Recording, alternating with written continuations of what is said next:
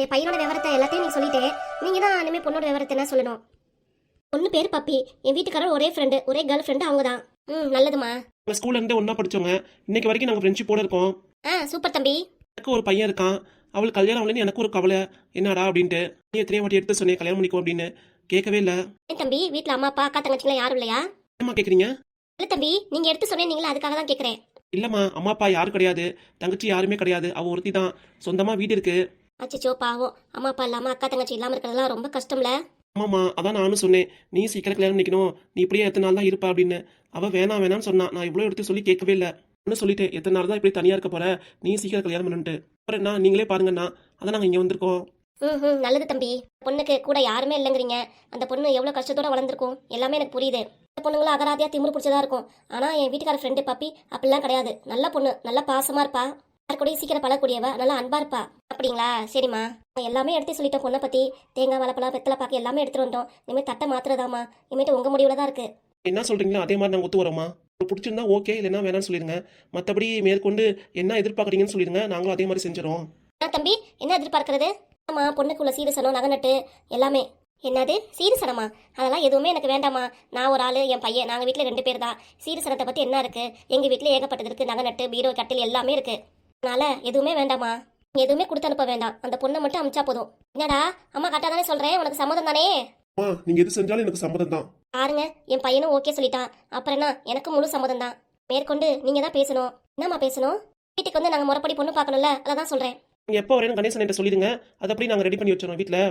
ஆமாம் தம்பி, அம்மா எப்போ சொல்கிறாங்களோ அதே மாதிரி நம்ம ரெடி பண்ணிடலாம். என்னம்மா சொல்கிறீங்க? அதெல்லாம் வீட்டிலலாம் பார்க்க வேணாம்ப்பா, கோயிலில் வந்து பார்த்துக்கலாம். ஏம்மா கோயிலையா? வீட்டு பக்கத்தில் சிவன் கோயில் இருக்கு, அங்கே என் மருமகளை கூட்டிட்டு வந்துருங்க, நானும் என் பையனை கூட்டிட்டு வந்துடுறேன். அப்புறம் 2 பேர் பார்த்து பேசிக்கிட்டோம். அப்புறம் என்னம்மா, அங்கேயே முடிவு பண்ணிக்க வேண்டியதான். மேற்கொண்டு வீட்டுக்கு வந்து எதுக்கு அவங்களுக்கு செலவு வேற? அந்த பொண்ணே ஒத்தையா கஷ்டப்படுது, எல்லாமே அதுவே பார்த்துக்குது. வேண்டாம்மா, கோயிலே பார்த்துக்கலாம், அதுவும் நல்லது தானே. நீங்க சொல்றீங்க, அப்புறம் என்னம்மா, கோயிலே பார்த்து முடிவு பண்ற வேண்டியதா? மாப்பிள்ள வேற பொண்ணு போட்டோ பார்க்கவே இல்லை, அதனால போட்டோ எதுவும் அனுப்பிட்டு சொல்லிட்டுங்களா? பாக்குறீங்களா? என்னடா சொல்ற கதிரேசா, பொண்ணு போட்டோ பார்க்கணுமா? இல்லம்மா, அதான் கோயிலில் பார்க்குறோம்ல, அப்புறம் என்ன, வேண்டாம் விடுங்க. அப்புறம் என் பையனே சொல்லிட்டான் கோயில பாத்துக்கிறேன்ட்டு, வேண்டாம் விடுங்க. அப்புறம் உங்ககிட்ட ஒரு விஷயம் சொல்லணும். சொல்லுங்கம்மா. காலத்துல பெத்தவங்க கூட இப்படி பண்ண மாட்டாங்க, கூட இருந்து எல்லாம் ஹெல்ப் பண்ண மாட்டாங்க. ஆனா நீங்க ஃப்ரெண்ட்ஷிப்பா இருந்துட்டு இவ்வளவு தூரம் பண்றீங்களே, அதுதான் எனக்கு பிரமிப்பா இருக்கு. எனக்கு என்ன சொல்றதுன்னு தெரியல, ரொம்ப சந்தோஷமாவும் இருக்கு. அவளுக்கு தான் நான் நன்றி சொல்லணும். பெரிய விஷயம் பேசுறீங்க, அதெல்லாம் வேணாம் விடுங்க. இதெல்லாம் கடவுளா முடிவு பண்ணது, நம்ம எதுவும் கிடையாது. தம்பி, அது வேணா உண்மைதான். சித்திரை முடிஞ்சு கல்யாணம் வைகாசில வச்சுக்கலாங்களா? கண்டிப்பா வச்சுக்கலாமா? ஆமாம்மா, நீங்க ஜாதகமும் பார்க்கல, ஒன்னும் பார்க்கல, இப்ப சரின்னு ஓகே சொல்லிட்டீங்களேம்மா. என்னப்பா தம்பி, நான் தான் எல்லாமே ஓகே சொல்லிட்டே சரின்ட்டேன், இன்னமும் ஜாதகம் அதுதுங்கிறீங்க. போங்க தம்பி. இப்பெல்லாம் ஜாதகம் பார்த்து கல்யாணம் பண்றவங்களா நல்லாவா இருக்காங்க சொல்லுங்க? அது எது கோர்ட் டைவர்ஸ் அது இதுன்னு அலைஞ்சிட்டு இருக்கு. பையனுக்கே 40 வயசாயிடுச்சு, இன்னமும் ஜாதகம் பார்த்து நான் என்ன பண்ண போறேன்? எல்லாம் அந்த கடவுளோட சித்தம், ஜாதகம்லாம் எதுவும் வேண்டாம்ப்பா. அப்படிங்களாம்மா? சரிம்மா. வேண்டாம்னு சொல்றேன், உங்க திருப்திக்கு வேணா பாத்துக்கோங்க, ஜாதகம் நோட்டு தரேன். ஐயோ வேண்டாம்மா, நீங்களே வேணாங்கிறீங்க, நாங்க பார்த்து என்ன பண்ண போறோம்? விடுங்க. பிள்ளை பார்த்தாச்சு, மாப்பிள்ளை பார்த்தாச்சு, மனசார பேசியாச்சு, எல்லாம் முடிஞ்சிருச்சு. இனிமேட்டு பேசி என்னமா போகுது? ஜாதகமும் வேணாம், ஒன்றும் வேண்டாம். ஆமாமா, அதனால கூடிய சீக்கிரமே கல்யாணத்தையும் முடிச்சிடலாம்.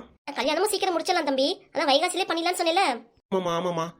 டேய் மாணிக்கம், பொண்ணு போட்டோ தான் வேணாங்கிறாங்க, நீ வேணா ஃபோன் பண்ணி கொடுறாங்க பேசட்டும். யாருக்குனே? மாப்பிள்ளைக்கு வேணா பொண்ணோட நம்பருக்கு ஃபோன் பண்ணி கொடு, பேசட்டும் அவரு. ஐயோ ஃபோன் எல்லாம் பேச வேணாம், நான் நேர்ல பாக்குறோம்ல. மாப்பிள்ள ரொம்ப ஷை டைப்பா இருக்காரு, பேச கூட வெக்கப்படுறாரு. ரொம்ப ஷை டைப்புமா, அதான். அவன் வேணா பேசலன்னா பரவாயில்ல, நீங்க ஃபோன் பண்ணி கொடுங்க, நான் என் மருமகள்கிட்ட பேசுறேன். அட போமா. நீங்க ஃபோன் பண்ணி கொடுங்க தம்பி, நான் பேசுறேன். அவன் தான் வெக்கப்பட்டு உள்ளார ஓடிட்டான், நான் அதை பேசுறேன் என் மருமக கிட்ட. சரிங்கம்மா, இருங்க ஃபோன் பண்றேன். தம்பி, பாப்பா அது பிஸியா இருக்க போறாங்க. ரிங்கு போதுமா? ஹலோ பப்பி, நான் மணி பேசுறேன். எங்க பிஸியா இருக்கியா? இல்ல மணி, பிஸியா இல்ல, ஃப்ரீயா தான் இருக்கேன், சொல்லுங்க. என்ன திருதிப்புன்னு ஃபோன் பண்ணிருக்கீங்க? நீங்க எங்க இருக்கீங்க? தெரியாத மாதிரி கேக்குறியா? நான் மாப்பிள்ளை வீட்டுல இருக்கேன்.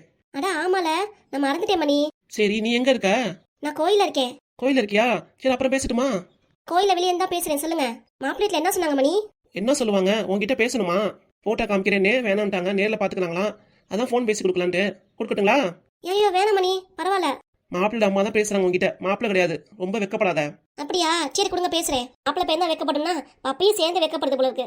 ஆமா ஆமா, பேசுறதே தெரியுது. என் மருமக பிள்ளை என்ன சொல்லுது? உங்ககிட்ட பேசுறேன் நாங்கம்மா, இந்தாங்க செல்ல பிடிங்க. ஹலோ பப்பிமா, என்னம்மா நல்லா இருக்கியா? நான் நல்லா இருக்கேம்மா, நீங்க நல்லா இருக்கீங்களா? நான் நல்லா இருக்கேன்டா. இங்க கோயில் இருக்கீங்களா?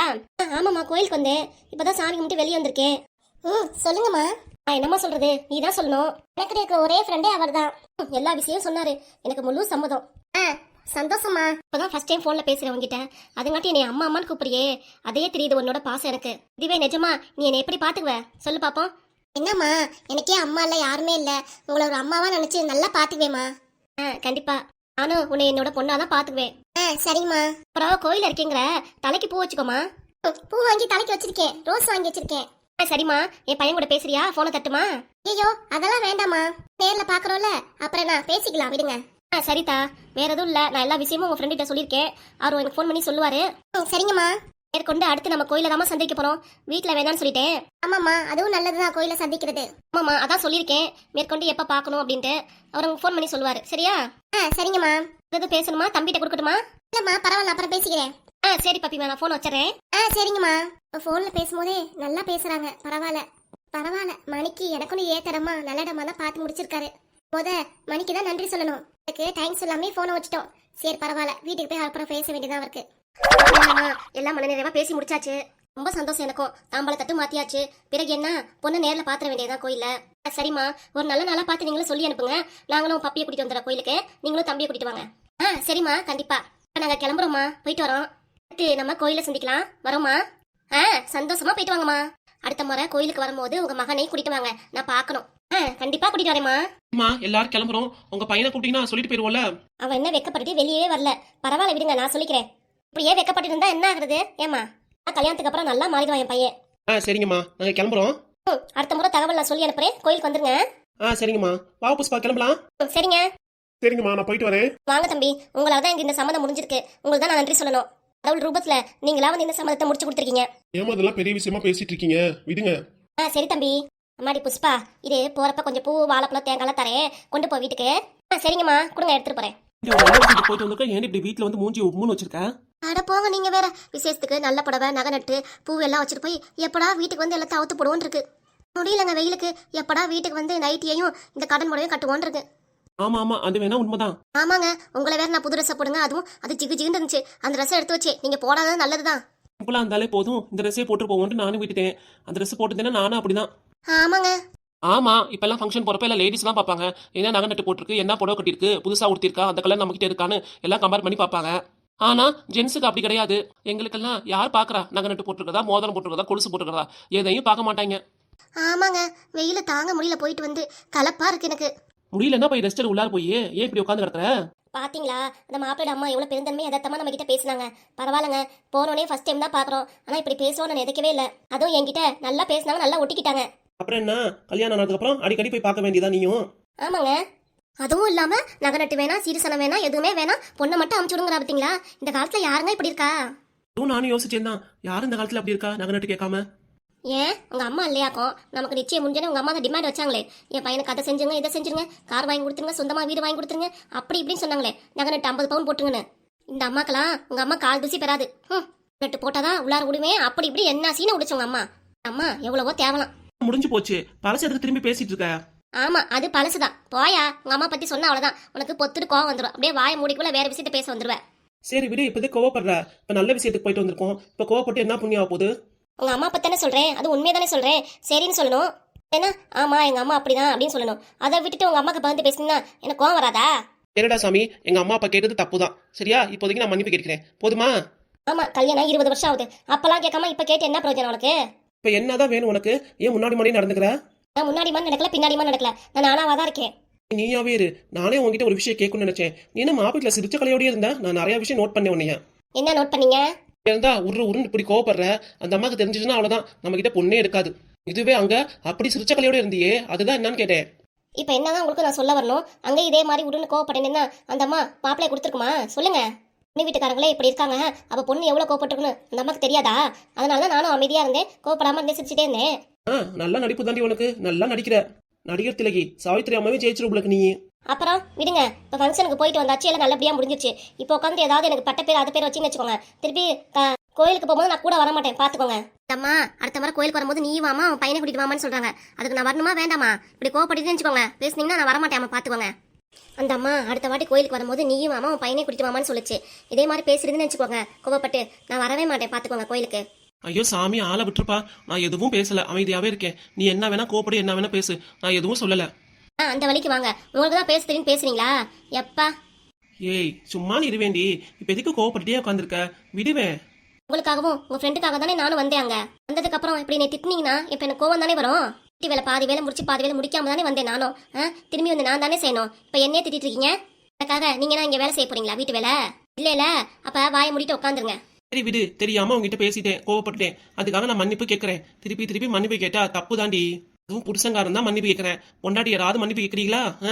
நாங்க ஏதாவது தப்பு பண்ணா மன்னிப்பு கேட்கலாம். நான் எதுவுமே சொல்லல, ஒண்ணுமே பேசலையே, அப்புறம் எதுக்கு மன்னிப்பு கேட்டுட்டு? அதெல்லாம் முடியாது. நீ என்கிட்ட ஒன்றும் சொல்ல வேணாம் சாமி. ஆளை விடுன்னு சொல்லிட்டா அப்படியே விட்டுருவேன்னு நினைக்கிறியா? அதெல்லாம் கிடையாது. கொஞ்சம் முகத்தை சிரிச்சாப்புல தான் வையேன். அடுத்து என் ஃப்ரெண்டுக்கு எல்லாமே நீ தானே கூட இருந்து பண்ணணும். இப்போ இப்படியே கோவப்படுத்தீங்கன்னா என்ன ஆகுறது? கல்யாணத்துல அப்புறம் அசிங்கமா இருப்படி. யார் அசிங்கமா இருப்பா? அப்புறம் இப்படியே கோவப்படுத்தீங்கன்னா நீ தான் அசிங்கமா இருப்ப. முகமெல்லாம் சுருக்க வந்துடும். அதுக்கு அப்ப கோவப்படாம சிரிச்சுட்டே இரு. அப்பதான் நீ கல்யாணத்தப்ப அழகா பிரகாசமா இருப்ப. அப்படியா? சரி இனிமேல் நான் கோவப்படாம சிரிச்சிட்டே இருக்கேன் கல்யாணம் முடிகிற வரைக்கும். அதுக்கப்புறம் நான் கோவத்தை காமிக்கிறேன். தெரியாம ஒரு வார்த்தை சொல்லிட்டேன், கோவப்படாதடி இப்படி ஆயிரும்ட்டு. அதுக்காக இப்படிலாம் பேசுறாளே. ஏங்க எனக்கு ஒரு ஹெல்ப் பண்ணுங்க. என்ன பண்ணணும்? ஏங்க இப்போ உங்க ஃப்ரெண்டு கல்யாணம் நடக்க போதுல, அதுக்கு நான் அழகா தெரிய வேணாமா? நல்லா பளிச்சுன்னு. கல்யாணத்துல நிறைய பேர் வருவாங்க, அவங்களாம் வந்து பாப்பாங்களே, பாடுறா மாணிக்க பொண்டாட்டி எவ்வளவு அழகா இருக்கு அப்படின்னு சொல்லுவாங்களே. அதனால கல்யாணத்துக்கு யாரையும் கூப்பிடுறதா இல்ல. நம்ம வீட்டு சைடு 4 பேர், அவங்க வீட்டு சைடு 4 பேர், அவ்வளவுதான். எப்படியா இருந்தாலும் கல்யாணமும் கோயில தான் வைப்பீங்க. அதில் நிறைய பேர் வருவாங்க போவாங்க. பாரு இந்த பொண்ணு இவ்வளோ அழகா இருக்கு அப்படின்னு நீ சொல்லுவாங்களே. அதுக்கு ஏதாவது மேக்கப் ப்ராடக்ட் வாங்கணும், அதுக்கு காசு கொடுங்க. அதுக்குதான் முகத்துக்கு பேசியல் பண்ணுவீங்களாடி? அதை வேணா அப்போதைக்கு பண்ணிக்கோ, முகத்தை நல்லா பளிச்சுன்னு இருப்ப. அப்படிங்களா? ஆமா, ப்ளீச்சிங் பவுடர் போட்ட மாதிரி நல்லா பளிச்சுன்னு இருப்பியே, அதுக்கு தான் சொல்றேன். போயா, உனக்கு ரொம்ப நக்கல் தான். ஏ புஷ்பா, இவ்வளோ வெக்கப்படுறேன் நானு. கொஞ்சமாவது ரொமான்ஸா பேசுறியா நீ? அப்பதான் ரொமான்ஸ் பண்ண தெரியல, பேச தெரியல. இப்பயாவது மாத்திக்கிட்டியா நீ? அப்படியே தான் இருக்கு அப்பையில இருந்து இப்போ வரைக்கும். அடைச்சி வெக்க கட்ட நாயே, முகத்தை திருப்பு. பையன் வந்துட போறான், நான் வந்து நின்னுடி. பையன் வந்து அண்ணாயா அம்மா அப்பா இப்பயாவது நல்லா சந்தோஷமா பேசிக்கிறாங்கன்னு அவன் பாட்டுக்கு ஓரமா ஒதுங்கிடுவான். நல்ல முறையில் உடச்சிருவேன் பாத்துக்கோ. இப்போ உனக்கு மேக்கப் ப்ராடக்ட் வேணுமா வேணாமா? வேணுங்க, எப்படியாவது எனக்கு ஆர்டர் போட்டு வாங்கி கொடுங்க. எனக்கு எப்படி தெரியும்? நீ என்னன்னு வேணும்னு சொல்லு, அதை வேணா வாங்கி தரேன் உனக்கு. இப்போ யூடியூப்ல சர்ச் பண்ணி பாக்குறேன், எந்த ப்ராடக்ட் போட்டா முகம் பளிச்சுன்னு இருக்கணும் அதை நீங்க வாங்கி கொடுங்க. 1000 ரூபா இருந்தாலும் எனக்கு வாங்கி தரணுங்க. 2000 ஓவா இருந்தாலும் வாங்கி தரேன். நவுந்து நில்லு. 32 பல்ல ஈவே காம்ப. பக்கத்துல பார்க்கவே பயமா இருக்கு எனக்கு. அட போங்க, நீங்க வேற எப்ப பார்த்தாலும் தமாஸ் தான் உங்களுக்கு. எனக்கு வாங்கி தரீங்களங்க? நான் சொல்லிட்டேன்டி, வாங்கி தரேன்டி. இப்போ வாங்கி தருவீங்களா? எனக்கு சத்தியம் பண்ணுங்க. கண்டிப்பா வாங்கி தரேன்டி. உனக்கு என்ன வேணும்னு சொல்லு, நான் வாங்கி தரேன். எப்பா எத்தனை வாட்டி தான் இதே கேப்ப? அப்ப சரிங்க. சரி, அப்ப நான் கடை கிளம்பட்டுமா? இருங்க, உங்களுக்கு போய் நான் பூஸ்ட் ஆலிஸ் போட்டு எடுத்துறேன். மத்த நாள்ல காப்பி டீ போட்டு எடுத்துருவாடினா என்னால முடியாது, நீங்களே போட்டுக்கோங்க அப்படின்பா. இப்ப என்ன பூஸ்ட் ஆலிஸ் போட்டுருவாங்க எனக்கு. ஒரு நாள் கல்யாண கூத்துக்கு ஃபேஷியல் பண்ணணும், மேக்கப் பண்ணணும், செலவு பண்ணணும் சொல்றா பாத்தீங்களா? அவளை சொல்லணும். என்னது? ஒன்னும் இல்லம்மா, உனக்கு 2000 தரலாமா 3000 தரலாமான்னு பேசிட்டு இருந்தேன்.